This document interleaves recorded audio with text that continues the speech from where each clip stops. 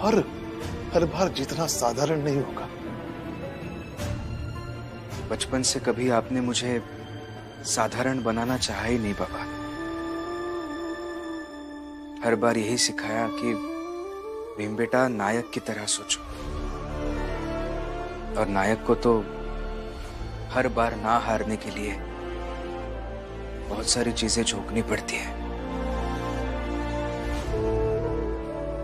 कई बार सोचता हूं अगर तुम बड़ौदा चले गए होते तो कम से कम यहाँ की मुसीबतों से तो बच जाते। उससे क्या फर्क पड़ता बाबा? अभी यहाँ बंबई में जो समस्याएं हैं, जो लड़ाई यहाँ लड़ रहा हूं, वही लड़ाई वहां जाकर लड़ता। लोग बदलते, मानसिकता वही रहती, और मैं भी वहां अकेला लड़ाई लड़ रहा होता। बाबा, ये जो सातारा से लड़ाई शुरू हुई है ना, ये बंबई हो, चाहे बड़ौदा हो, या चाहे और कुछ, अंतिम समय तक जारी रहेगी।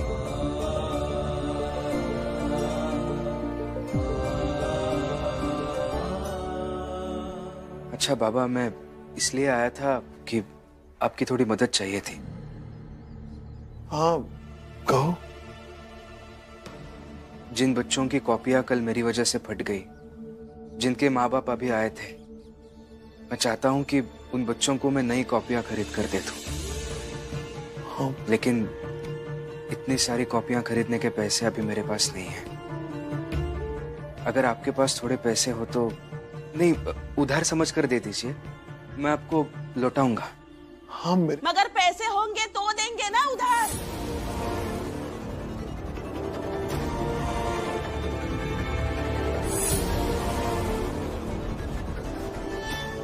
नहीं है पैसे, और अगर मांगने वाले तुम हो तो बिल्कुल नहीं है।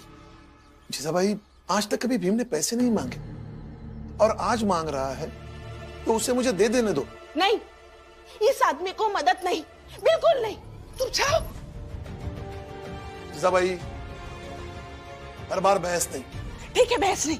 हाँ, बहस नहीं, सीधे सीधे कहती हूँ, आप इस आदमी को मदद नहीं करेंगे। देखो जीजा भाई। बाबा, अब दोनों झगड़ा मत कीजिए, मैं कुछ और उपाय ढूंढ लूंगा। हाँ, जाओ जाओ, दूसरा जाओ।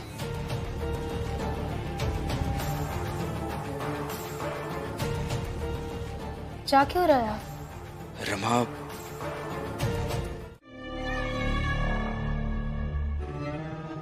वो भीमराव यहाँ लौटकर कभी नहीं आएगा। अरे उलझा हुआ कहीं खुद के द्वारा खड़ी की गई समस्याओं को लेकर। कुल मिलाकर आप सब ये समझ लीजिए कि ये जो इतने दिनों से नौटंकी चल रही थी ना उस भीमराव की, जगह जगह पर्चे बांटना, जगह जगह पर्चे चिपकाना, उन सब से कुछ हासिल नहीं हुआ उसे। हुआ ना हासिल।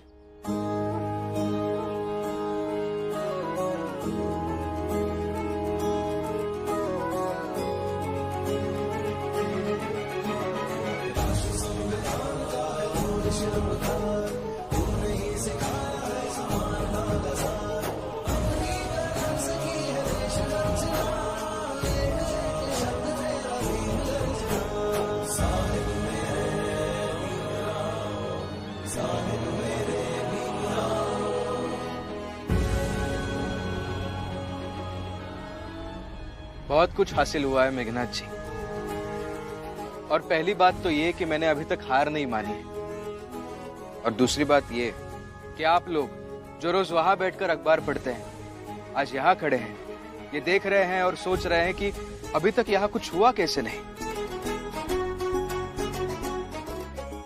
आप सबके दिल में जो ये कौतूहल पैदा हुआ है ना,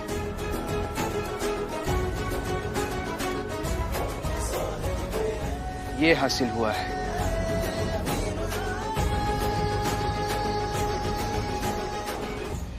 और आप सब देखिए, धीरे धीरे ये कौतूहल और लोगों के दिल में भी पैदा होगा, और किसी एक के दिल में जहां संवेदना की जमीन है, वहां ये कौतूहल कोशिश का रूप लेगा, और कोशिश अन्याय के खिलाफ लड़ने की।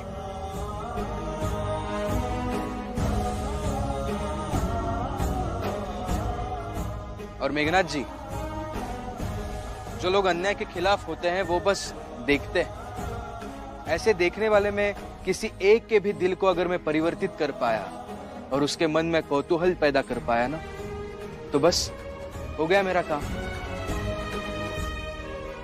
और आप लोग जाइए ना, रोज की तरह अखबार पढ़िए और हमें हमारा काम करने दीजिए। जाइए। रुकिए, क्या चल रहा है भीमराव? हैं? नहीं समझ में नहीं आता मुझे कि तुम्हारे अंदर थोड़ी भी इंसानियत बची है या सब बेच खाई तुमने? ये कैसा घिनौना खेल खेल रहे हो तुम इन मासूम बच्चों के साथ? लक्ष्य पूरा होने तक रुकना लड़ाई के सिद्धांतों में नहीं होता। सही बोला तुमने, एकदम सही।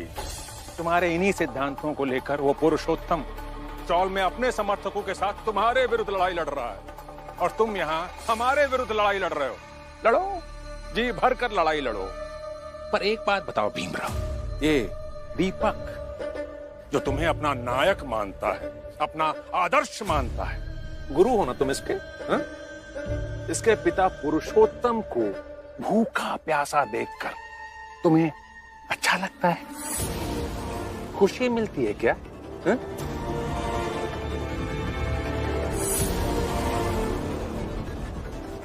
जैसे मेरे बाबा है उस हिसाब से रहे भूखे।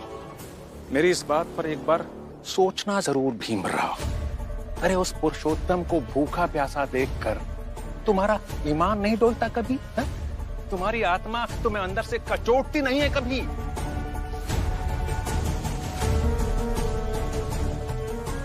लगता है तुम्हारे अंदर की संवेदनाएं मर गई हैं।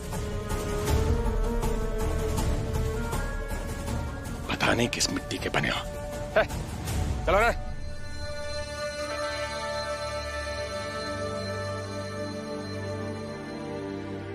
भीम भैया, आप उनकी बातों के बारे में मत सोचिए।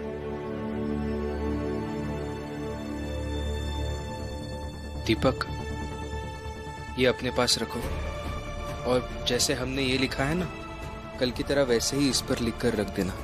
अब तुम ये सब करके रखो, मैं कुछ देर में आता हूँ। ठीक है भीम भैया।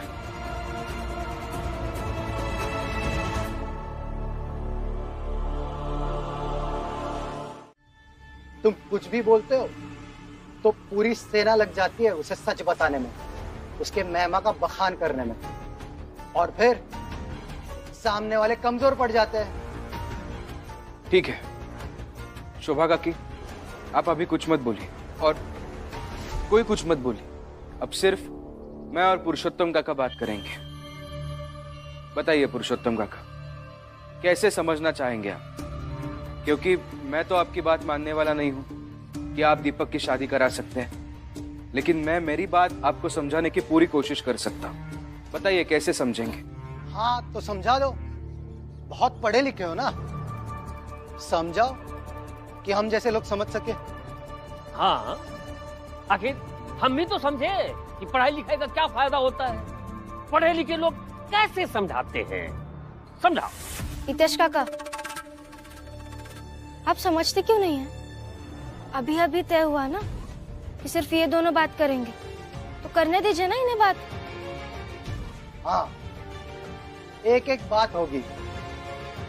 तो भीमराव बताओ, है कोई तरीका समझाने का कि दीपक की शादी इस उम्र में नहीं हो सकती?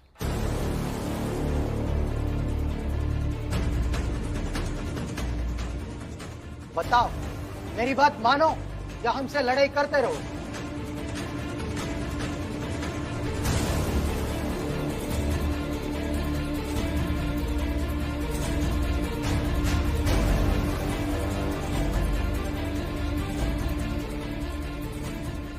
पता नहीं भीम भैया और मेरे पापा में क्या होगा। बाबा मेरे अजीब है, कहीं गुस्से और चिढ़ में आके भीम भैया की बेइज्जती ना कर दे, और बेइज्जती करता है तो मुझे बहुत बुरा लगता है। हाँ तो बताओ भीमराव अंबेडकर, है कोई तरीका? हाँ तो हो जाए आज फैसला, इन दोनों में से कौन सही सोचता है। हाँ, हो जाए। क्यों आप फालतू में उलझ रहे हैं? नहीं शोभा काकी, आजमाने दीजिए इन्हें। अब तो पत्नी ने भी कहा है ना, समझाओ, तो कोई तरीका निकालो।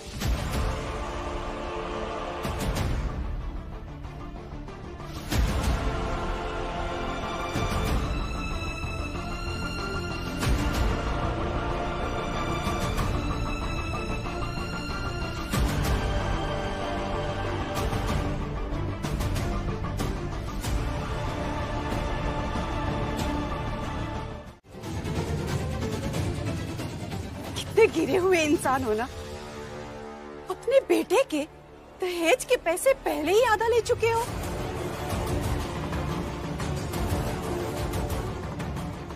जरूरत के समय विवाह तय हो गया, इसलिए ले लिए पैसे। इसीलिए तो बोल रहा हूँ ना कि करा दो शादी दीपक की, तो आधा दहेज और मिल जाएगा और हमारा जीवन चल जाएगा। जीवन चल जाएगा?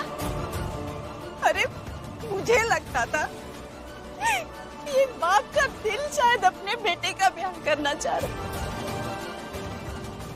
मगर अब पता चला कि एक बाप का दिल नहीं, बल्कि एक लालची आदमी का दिल अपने बेटे के लिए दहेज का सौदा कर रहा है। लेकिन अब तो मैं दीपक की शादी बिल्कुल भी नहीं होने दूंगी। धरना देना है ना, तो दो धरना, जो करना है वो करो, लेकिन अब मैं दीपक की शादी बिल्कुल भी नहीं होने दूंगी। मैं तुम तीनों को सबक सिखाऊंगा, माँ, बेटे और भीमराव को भी।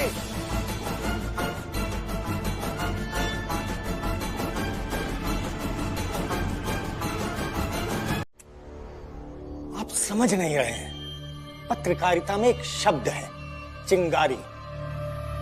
भीमराव की मुहिम की चिंगारी अगर किसी सूखे पत्ते में लग गई ना, तो हम सब के मंसूबों को जलाकर राख कर देगी। मैनेजर साहब, आप बेकार में परेशान हो रहे हैं।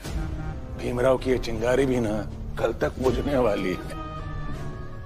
क्या है ना, चिंगारी को जलाए रखने के लिए पैसे चाहिए, और वो भीमराव के पास है नहीं। और ये निम्न जाति के जो लोग हैं ना, उनकी सबसे बड़ी कमजोरी उनके खुद के हालात होते हैं। एक बार जब पेट की आग बढ़ती है ना, तो फिर काहे की लड़ाई, काहे की चिंगारी, सा वहीं का वहीं, धरा का धरा रह जाता है। और जहां तक मैं समझ पा रहा हूं, इस भीमराव के पास भी कल तक सारे पैसे खत्म होने वाले हैं। बिल्कुल ठीक कहा बाबा आपने। बाबा, राम जी और रमा दोनों ने ही दिन भर काम ढूंढा, पर किसी को भी काम नहीं मिला। इसका मतलब है किसी ने भी पैसे नहीं कमाए। और बाबा, जब पैसे ही नहीं कमाए तो कहां से भीमराव कागज लाएगा? और जब कागज ही नहीं होगा तो कहां से पर्चियां बनाकर बांटेगा वो? लेकिन आप जानते हैं, उसकी किस्मत ऐसी है कि कोई ना कोई उसको साथ देने वाला मिल ही जाता है। खैर, देखते हैं क्या होता है। अरे जो होगा अच्छा ही होगा, और हमारे पक्ष में होगा। आप निश्चिंत रहिए। अरे हम जिंदा रहेंगे तो धरना देंगे ना। अब भूखे प्यासे अगर मर जाएंगे तो धरना कौन देगा? इसलिए धरना पे बैठने के लिए भोजन बहुत जरूरी है। अब ये सोचो ना, हम धरना दें किसके लिए? हाँ, इस भीमराव के लिए। डरावना छोड़ो, खाने की व्यवस्था करो। हाँ। अबे, हमें भी तो भूख लगी है। थोड़ा सब्र करो, सबको सोने दो, फिर चुपके चुरा के खाएंगे। किसी को पता थोड़ी ना लगना है कि हमने रात में खाना खाया था। हाँ, बात तो बिल्कुल सही है पुरुषोत्तम। खाना तो ठीक है, खाना तो तुम लाओगे ही, लेकिन थोड़ा सा पीना। क्यों नहीं? बस थोड़ी थोड़ी पी लेंगे।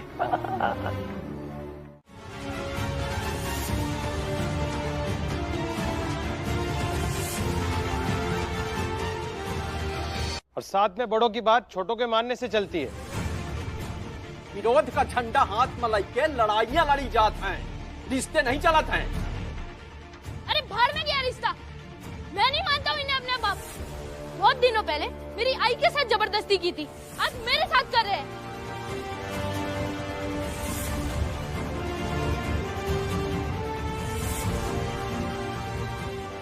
बहुत खुश हो गए होगे ना तुम, एक बाप को अपने बेटे से छीनकर। जाओ लड्डू बांटो, कॉपियां बांटो।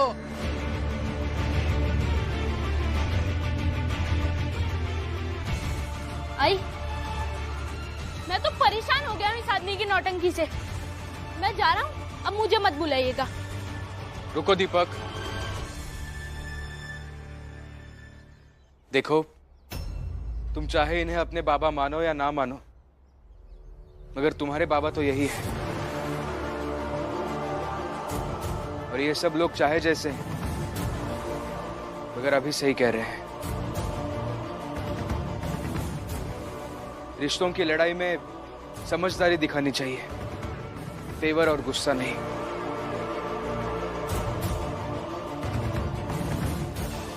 इनसे इस तरह से बात करना ये बदतमीजी थी, इसलिए मुझे ऐसा लगता है कि तुम्हें इनसे एक बार बात करनी चाहिए अच्छे से। इसलिए जाओ इनके साथ, इन्हें चाहे तो बाहर लेकर जाओ, इनसे अपनी बात कहो, इनकी बातों का विरोध करो, इन्हें अपनी बात मनवाओ, लेकिन इनसे अच्छे से बात करो। भीम भैया, ये आदमी बात करने के लायक ही नहीं है। मैं इनसे कोई बात नहीं करूंगा।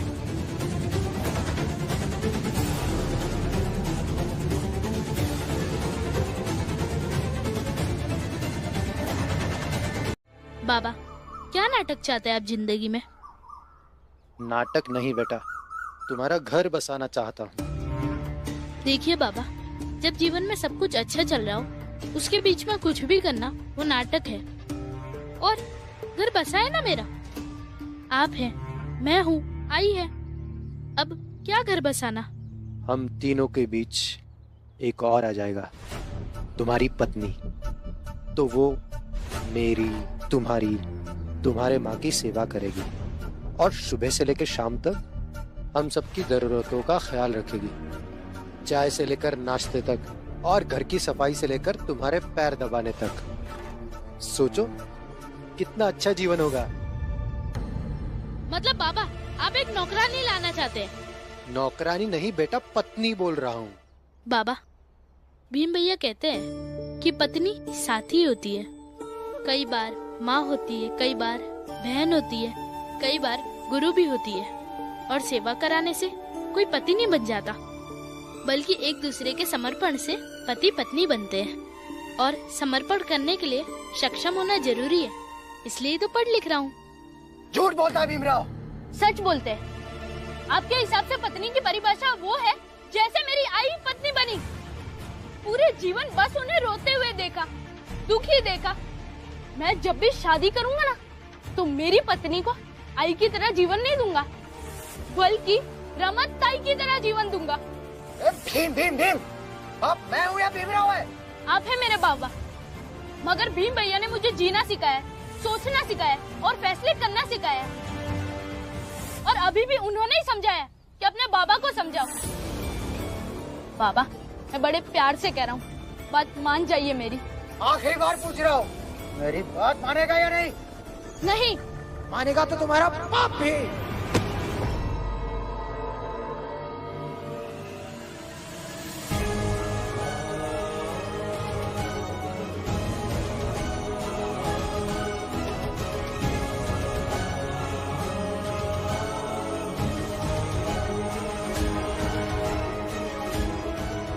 दीपक,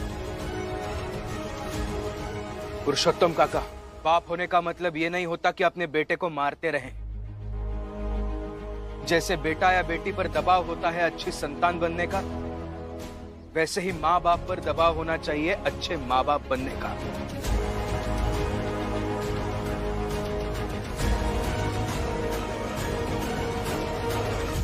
बेटे की विवाह की बात कर रहे हैं ना, और बेटे पर ही हाथ उठा रहे हैं। बात करने आए थे ना, हो गई बात। तो इसका मतलब ये सही सवाल अगर किसी सही आदमी तक नहीं पहुंचा तो तुम्हारा खेल खत्म। महिपाल जी, आप तो मुझे कॉलेज से देखते आए हैं ना, अच्छे से जानते हैं, पहचानते हैं आप मुझे, फिर भी ऐसे बातें करते हैं। अगर मैं ऐसे ही रोज कल कल की सोचता रहा तो मेरा आज कभी अच्छा नहीं होगा। इसलिए कल के बारे में कल सोचूंगा। हो गया दीपक? हो गया भीम भैया। तो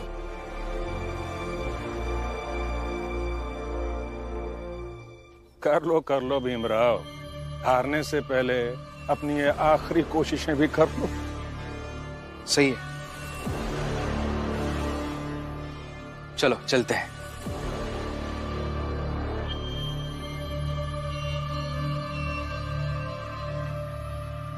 पुरुषोत्तम, थोड़ा आगे। बस।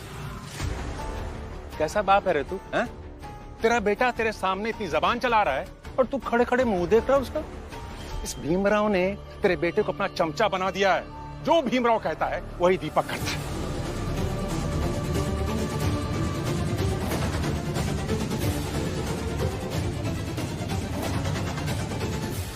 ये सब देखकर तुझे नफरत नहीं होती उस भीमराव से? होती है। अरे गुस्सा आता है कि नहीं उस भीमराव पर? बहुत ज्यादा। तो इससे अच्छा मौका नहीं मिलेगा अपना बदला लेने का। सुन, वो भीमराव के हाथ में जो सवालों के कागज हैं ना, तो उससे छीन और भाग जा। और तब तक भागना जब तक कि वो दौड़ते दौड़ते थक ना जाए। जब वो दोनों थक कर चूर हो जाए ना, तो वो कागज उनके मुंह पर फाड़ कर फेंक देना। तब समझ आएगा उस भीमराव को कि पुरुषोत्तम क्या चीज है, और तेरा थोड़ा बदला भी पूरा हो जाएगा। आई बात समझ में? अरे सोच क्या रहा है? अरे जाओ उसके पीछे, इससे तेरा गुस्सा भी शांत होगा। चाचा भाग भाग।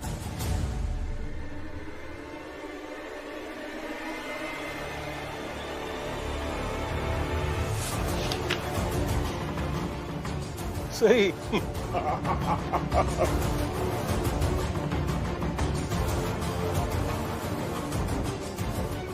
अरे भीमराव, तुमने इसके बेटे को छीना है तो ये तुमसे कागज तो छीन ही सकता है।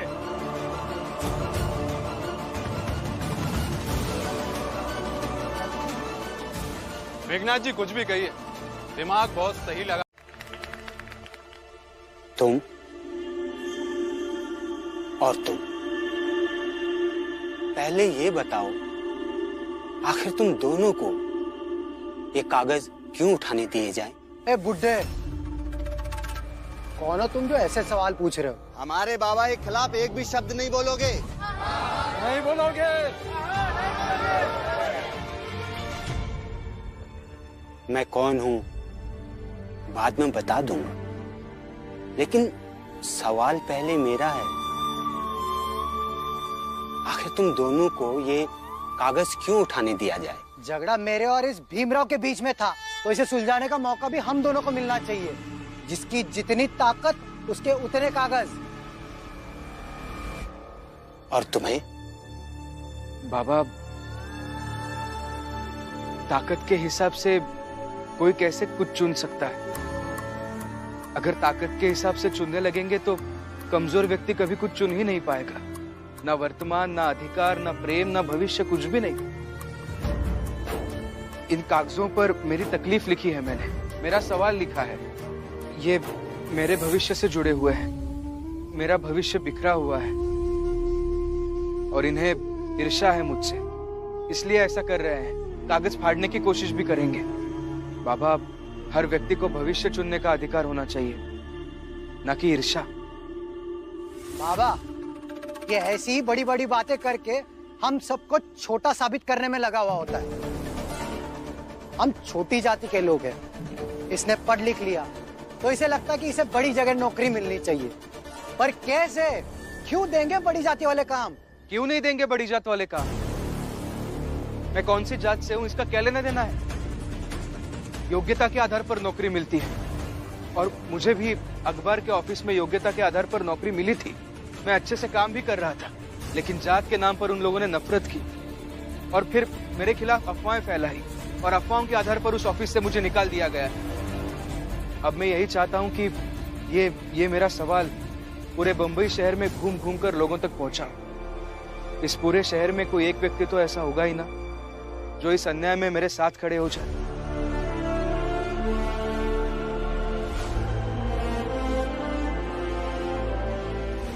आगे बढ़ो और कागज उठाओ। ऐसे कैसे उठाओ? ये सब नहीं चलेगा। अरे बेवकूफ, तुम्हारे सामने जो बैठे हैं वो मामूली बाबा नहीं है, बड़े प्रसिद्ध समाज सेवक गाड़गे बाबा के परम शिष्य सेवाराम बाबा।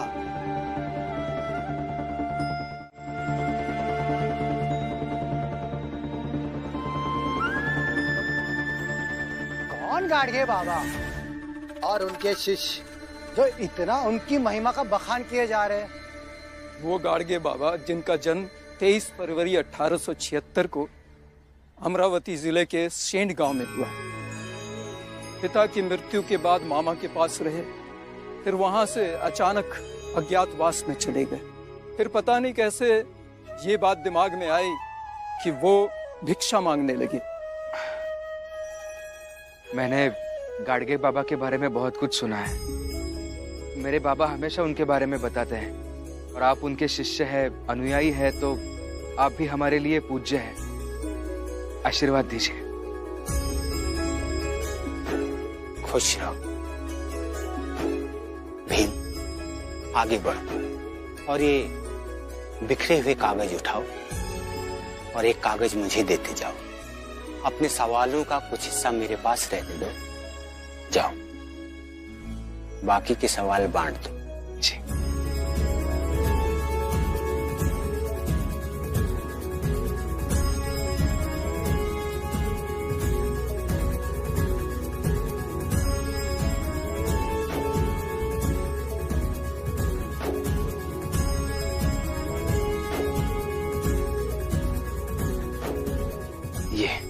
ये लीजिए।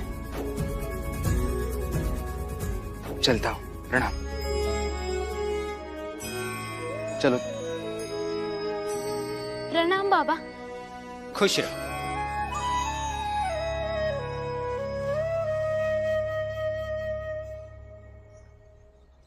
कैसे फकीर हो? वो तुम्हें बेवकूफ बना गया और तुम भावुक हो गए। भीमराव अंबेडकर था वो, और उसने हमें बेवकूफ नहीं बनाया, बल्कि उसके साथ आज मेरी ये भेंट एक यादगार भेंट हो गई। एक पढ़े लिखे भीम से एक अनपढ़ फकीर की भेंट।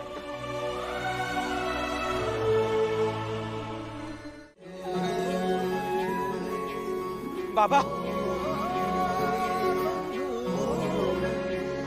बाबा, बाबा मुझे क्षमा कीजिए। मैं आपको अच्छे से पहचान नहीं पाया। किस बात के लिए क्षमा मांग रहे हो?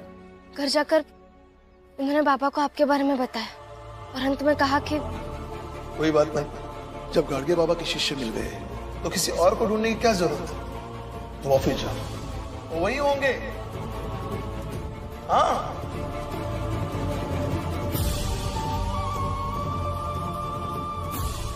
क्षमा कीजिए मुझे, मैं सच में आपको अच्छे से पहचान नहीं पाया। आप यहाँ मेरी लड़ाई लड़ते रहे और मैंने आपको ऐसे ही अकेला छोड़ दिया। मैनेजर साहब, एक पढ़ा लिखा भीम और एक अनपढ़ फकीर बाबा साथ आ गए हैं। अब तो ये ताला टूटेगा।